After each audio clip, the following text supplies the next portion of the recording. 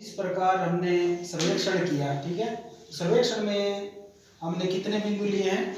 6। तो 6 बिंदुओं की दूरी हमने मीटर में मापी है, जो यहाँ सारणी में हमने लिख दी है।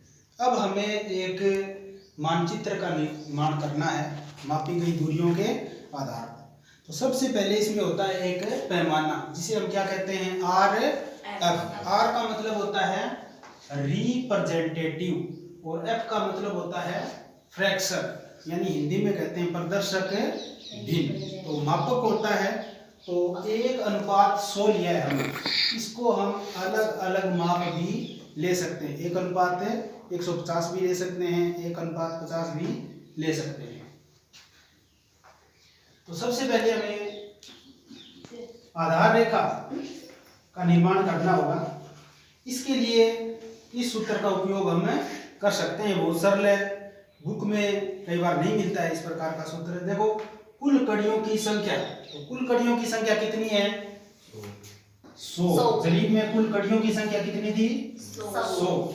और मापक, जो भी हमने मापक लिया है वो नीचे लगाएंगे। तो मापक क्या है? 100 और गुणा 30। इस प्रकार हमारी आधार रेखा की लंबाई कितनी आ जाएगी? 30 सेंटीमीटर। तो हम एक 30 सेंटीमीटर की आधार रेखा खींच लेंगे। कब खींचेंगे? जब हमारा मापक 100 है। अगर हमारा मापक 50 है तो ये रेखा है वो, इसकी लंबाई कितनी आ जाएगी? 60 सेंटीमीटर। इस तरह से, हाँ। तो जैसे जैसे मापक हम संख्या छोटा करेंगे तो बड़ी होती जाएगी आधार रेखा की लंबाई।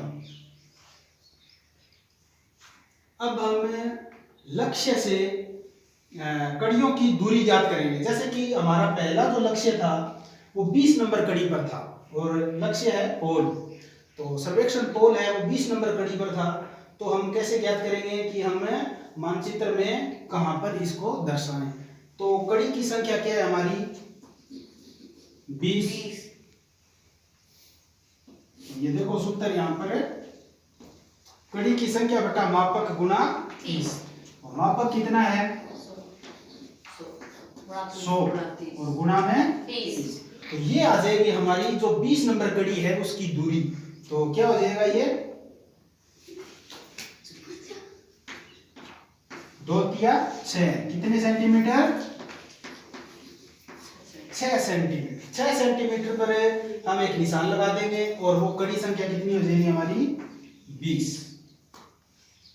इसी प्रकार सभी कड़ियों को हम ज्ञात कर लेंगे। 32 नंबर जो कड़ी है वो कहां पर आएगी? तो इसी तरह हम वो भी ज्ञात कर लेंगे, 32 बटा 100 गुणा में 30। तो ये कहां पर आ जाएगी? 0 से 0 गया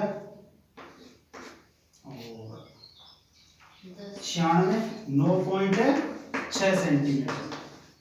तो दूसरी जो कड़ी आएगी वो 9.6 सेंटीमीटर पर आ जाएगी, ये 32 नंबर। और ये कौन सी साइड में है? ये है इस साइड में, और 20 नंबर कड़ी है वो राइट साइड में है और ये लेफ्ट साइड में। तो इसका भी हमें ध्यान में रखना। इस प्रकार हम सबसे पहले कड़ियों की दूरियां निर्धारित कर लेंगे सभी की, ठीक है। सभी की गणना करने के बाद में सबसे पहले हमारी इस कड़ी पर कितनी दूरी आई है लक्ष्य से? कड़ी संख्या 20 की दूरी है वो है 11.35 मीटर।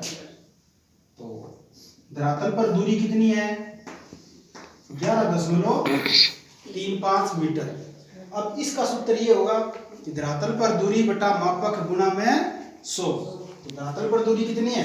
11.35। मापक कितना है? 100 और गुणा में 100। तो कुल दूरी कितनी आ जाएगी? आंकड़े वही रहेंगे लेकिन मीटर से क्या हो जाएगा? सेंटीमीटर। 11.35 सेंटीमीटर।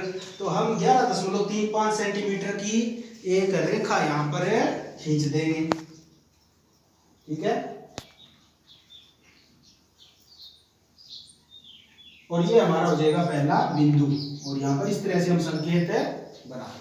तो इस प्रकार सारी दूरियों को हम ज्ञात कर सकते हैं। तो इसका सूत्र कौन सा है? धरातल पर दूरी बटा मापक गुणा में 100। याद हो जाएगा, एक दो बार आप इसको प्रैक्टिस करेंगे।